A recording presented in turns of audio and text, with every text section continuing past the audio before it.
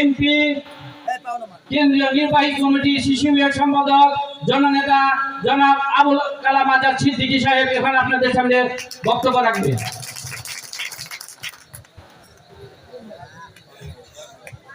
বিসমিল্লাহির রহমানির রহিম। আসসালামু আলাইকুম। মির্জা ভাটা শিক্ষা সংস্কৃতি যুব সমাজ উন্নয়ন সংগঠনের উদ্যোগে ঈদের আনন্দকে ঘিরে আজকের এই বাউল গান অর্থাৎ সাংস্কৃতিক অনুষ্ঠানের সম্মানিত সভাপতি সাইদুর রহমান শহীদ আমাদের মাঝে উপস্থিত আছেন। উপজেলা বিএনপির ভারপ্রাপ্ত সভাপতি জনাব অ্যাডভোকেট আব্দুর রউফ, জেলা বিএনপির সাবেক সহসভাপতি জনাব আব্দুল কাদের, আপনাদের গোড়া ইউনিয়নের কৃতি সন্তান, আপনাদের একান্ত কাছের মানুষ, আপনাদের প্রিয় মুখ, গোড়া ইউনিয়নের জনতার চেয়ারম্যান, জনতার ভোট যার পক্ষে এসেছে, আমাদের উপজেলা বিএনপির সিনিয়র যুগ্ম সম্পাদক জনাব আনোয়ার পারভেজ শাহ আলম, উপজেলা বিএনপির সাংগঠনিক সম্পাদক ডিএম শফিকুল ইসলাম ফরিদ, গোড়া ইউনিয়ন পরিষদের সম্মানিত চেয়ারম্যান কামরুজ্জামান, আমাদের মুক্তিযোদ্ধা বিষয়ক সম্পাদক থানা বিএনপির আবুল হোসেন, থানা বিএনপির সদস্য চান মিয়া ভাই, মজিব আলম, আবুল কালাম আজাদ, আব্দুল সাত্তার বহরিয়া ইউনিয়নের সভাপতি আলহাজ হুসেন, মির্জাপুর থেকে আগত আমাদের ওয়াজেদ মির্জা,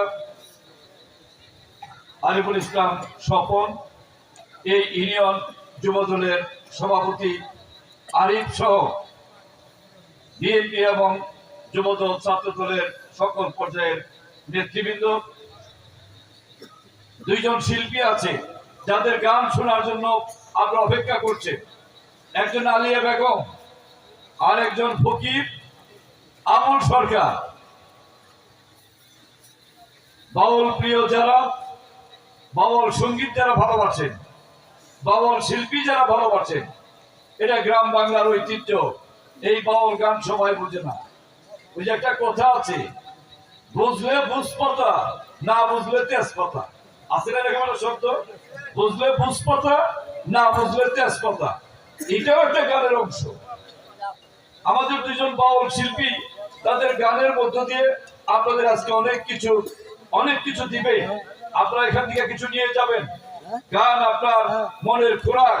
যদি এই দুই শিল্পী অনেক দূর থেকে এসেছে, আপনারা অনেক আগ্রহ করে তাদের এনেছেন, তাদের কাছ থেকে যদি এই ঈদের আনন্দের সঙ্গে আপনাদের একটু আনন্দ না দিতে পারে, গানের মাধ্যমে যদি আপনাদের মনের ভিতরে তারা কিছু ঢুকিয়ে দিতে না পারে, তাহলে শিল্পীদের সার্থকতা হয় না।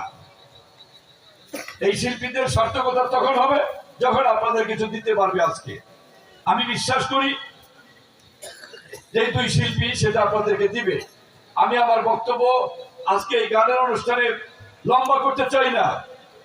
ঈদের পরের দিন যারা এই অনুষ্ঠানের আয়োজন করেছে তাদের ধন্যবাদ জানাই, আমাদের দাওয়াত দিয়েছে এই জন্য ধন্যবাদ জানাই। ধন্যবাদ জানিয়ে আমার নেত্রী বেগম খালেদা জিয়া, আমার নেতা, দেশ দরদী নেতা জনাব তারেক রহমানের পক্ষ থেকে আপনাদের সবাইকে জানাচ্ছি ঈদ মুবারক, ঈদ মুবারক। আমরা যারা বিএনপি রাজনীতি করি, আমি ছাত্র জীবন থেকে রাজনীতির সঙ্গে সম্পৃক্ত।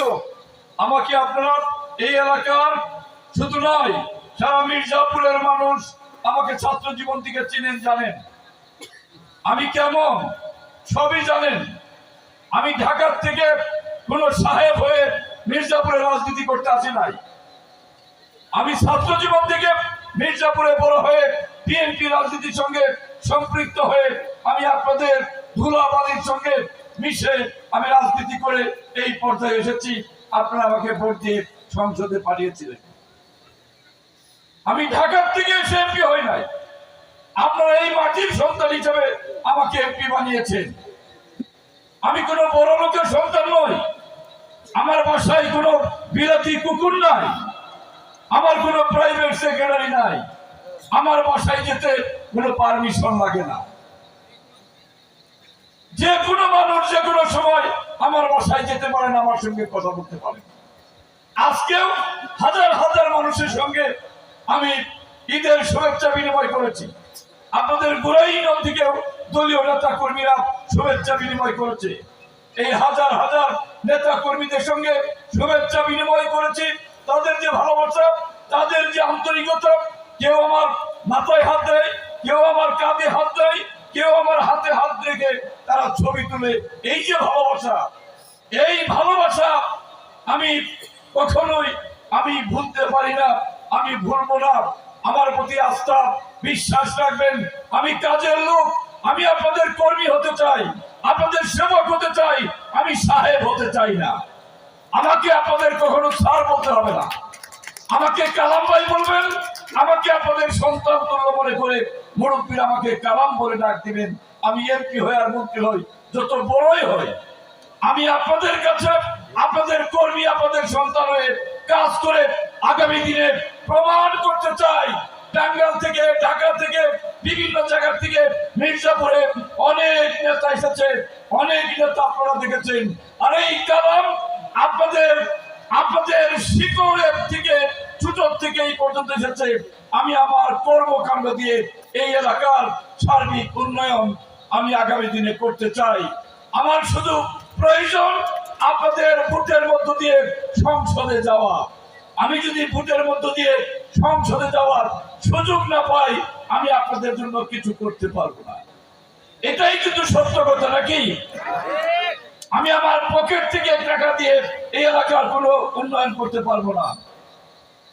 প্রিয় ভাইয়েরা, সেই জন্য আপনাদেরকে আহ্বান জানাবো, আমি বক্তব্য দীর্ঘায়িত না করে, যে আপনারা আগামী দিনে মির্জাপুরকে আলোকিত করার জন্য, এই গোড়া ইউনিয়ন সহ দক্ষিণ অঞ্চলকে আলোকিত করার জন্য আপনাদের পাশে আমাকে রাখবেন। আপনাদের ভালোবাসা চাই, আপনাদের দোয়া চাই। আপনাদের ভালোবাসা, দোয়া আমার জন্য সবচাইতে বেশি গুরুত্বপূর্ণ।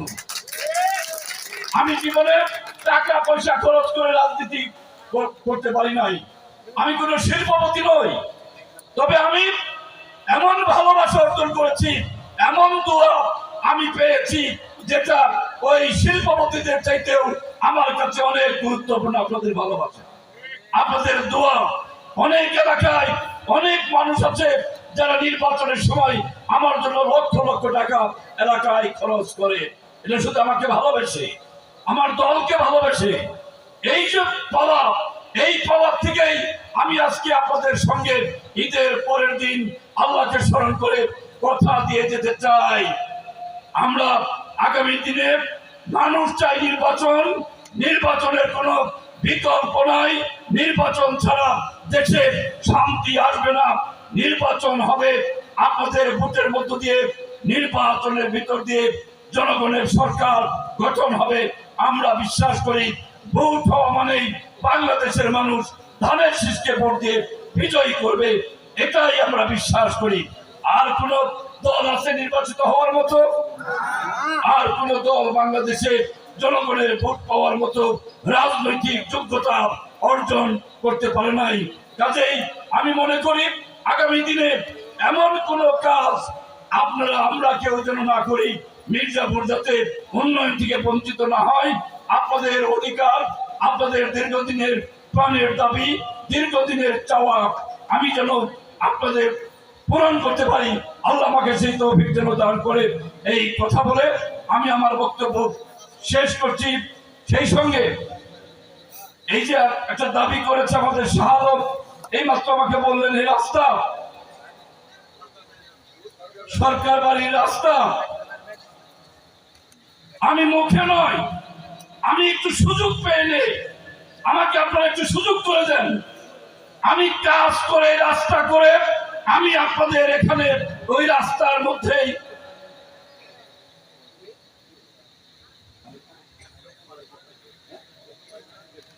আরেকটা রাস্তা নৌকো মার্কেট থেকে নদীর পার পর্যন্ত এটা খুবই ছোট্ট কাজ, যারা কাজ করতে পারে তাদের জন্য ছোট্ট কাজ।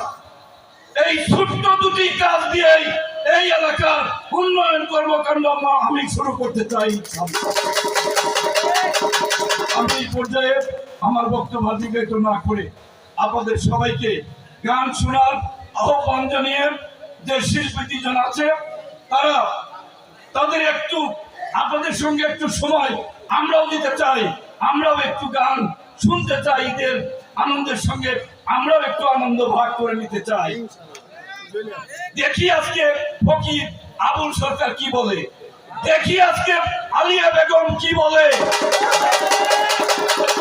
আমরা দেখতে চাই, শুনতে চাই, আপনাদের সঙ্গে এই কথায় গান ভাগাভাগি করতে চাই। এই কথা বলে আমি আমার বক্তব্য শেষ করছি। আল্লাহ হাফেজ।